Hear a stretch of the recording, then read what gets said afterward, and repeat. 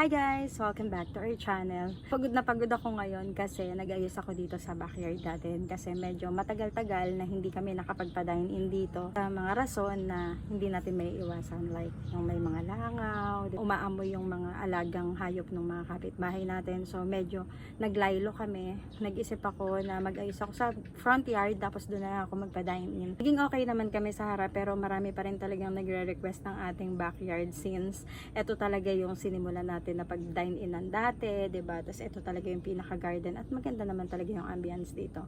So ngayong araw na to, nag-spend ako ng oras ko talaga para magbunot ng konting damo, nag-ayos ako ng mga halaman, tapos naglagay ako ng mga ilaw. Ito, ewan ko kung napapansin nyo yan dati sa mga video ko, na yung isang kubo, wala siyang ilaw na string lights katulad nung sa dalawang kubo natin. So ngayon, nagkabit din kami ng isang string light. Kinuha ko yun nasa harap, tapos nilagay ko dito sa kubo natin para maging pare-pareho sila ng ilaw. Ayun, iikot ko kayo guys, papakita ko sa inyo yung itsura ng garden natin, lalo na ngayong nag-uulan. Excited din ako na makita ulit at mapakita ko ulit sa mga customers natin yung pesto natin dito sa backyard. Ayun, pakita ko sa inyo. Guys, magpapalit kami ng mga punding ilaw dito sa backyard. Tapos, eto, galing din to dun sa luma naming G40 string light. So, ililipat lang natin kasi pareho lang naman sila. Ayun to, may pundi pa be.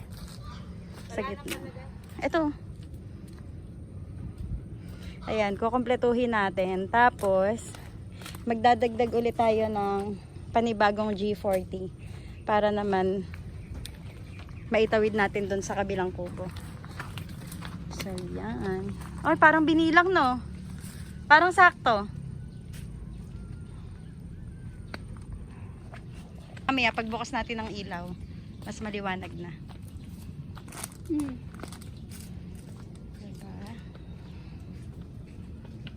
Oh, ayan, last na yan eh. Sige po. Guys, ang kayanggaw ng bayan. Ayan. Oh, di ba sakto pa? Meron pang dalawa. Tamang ligpit kami dito sa backyard para makapagpaano na tayo. Makapagpa-dine in na ulit. Tapos, ito yung ilalagay namin. Pandala naman dun sa may kabilang kubo.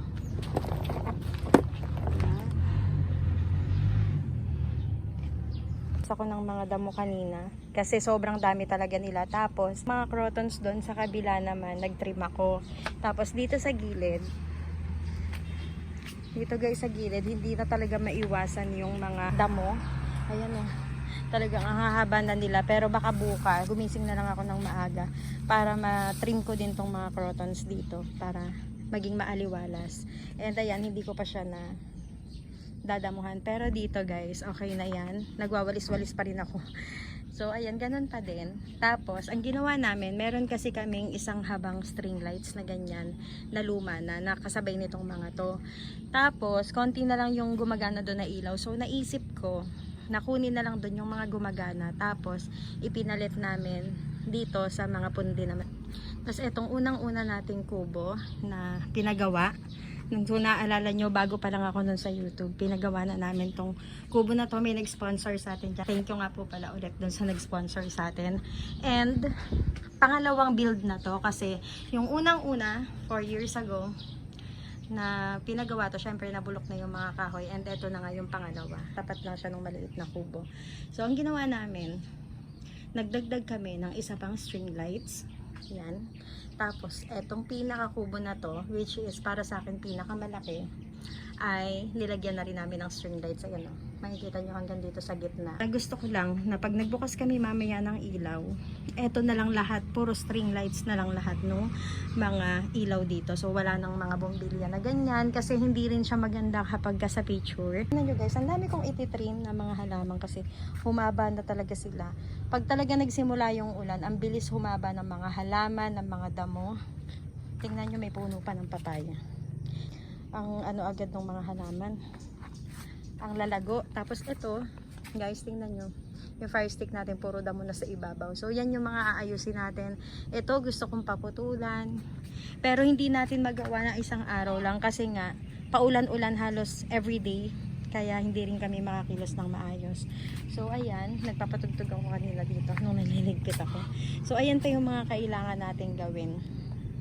Pero na-excite ako mamaya sa ilaw guys, kasi ayun nga, yun dito yung mga punde, napalitan na namin ng mga umiilaw na. Excited ako mamayang gabi guys, itutour ko ulit kayo dito para makita nyo yung yung nagawa natin ngayon. So nilagyan namin dito, tapos yung sumobra pinalagay ko dito sa gitna. Ayan makikita nyo, bali 3 hilera pa yan dyan, kasi gusto ko kahit hindi na to buksan, hindi kasi yan nakakaganda.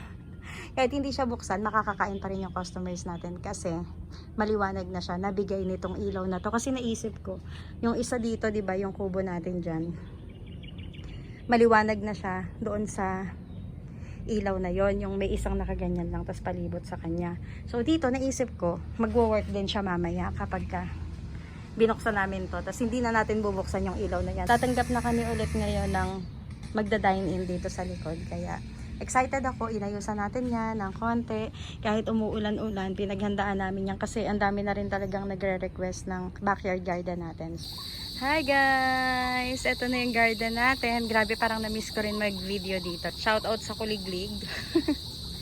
So ayun, nabuhay talaga dito guys nung napalitan namin lahat ng mga punde. Kasi noon, parang siguro nasa 7 yung mga punde dyan. So napalitan namin.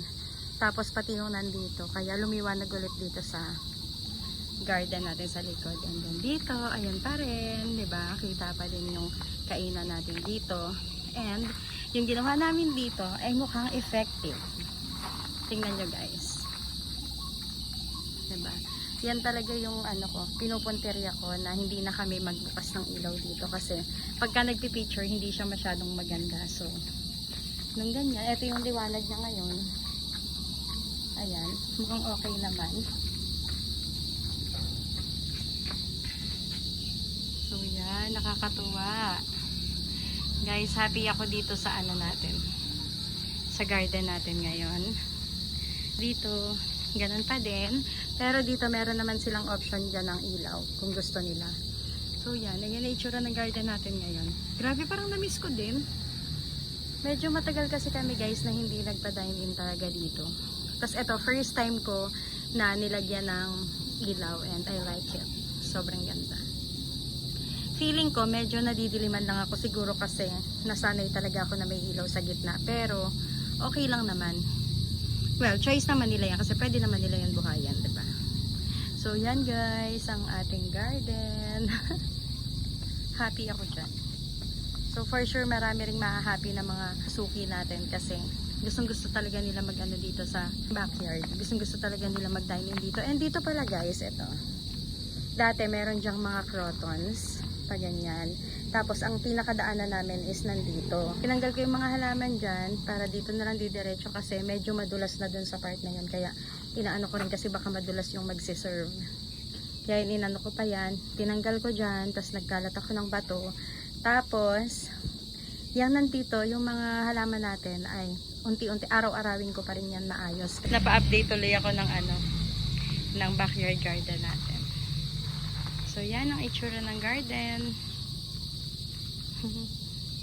So, ayun guys, so far happy naman ako sa nagawa namin dito sa ilaw. Ayan, dito banda. Bukas, gigising ako ng maaga para makapag-ayos naman ako ng iba pa naming mga halaman dito. So kung hindi pa po kayo nakapag-subscribe sa ating channel, please do subscribe. And don't forget to hit the notification bell para lagi po kayong updated sa lahat ng mga ganap namin dito sa aming buhay probinsya. Thank you so much for watching! Bye!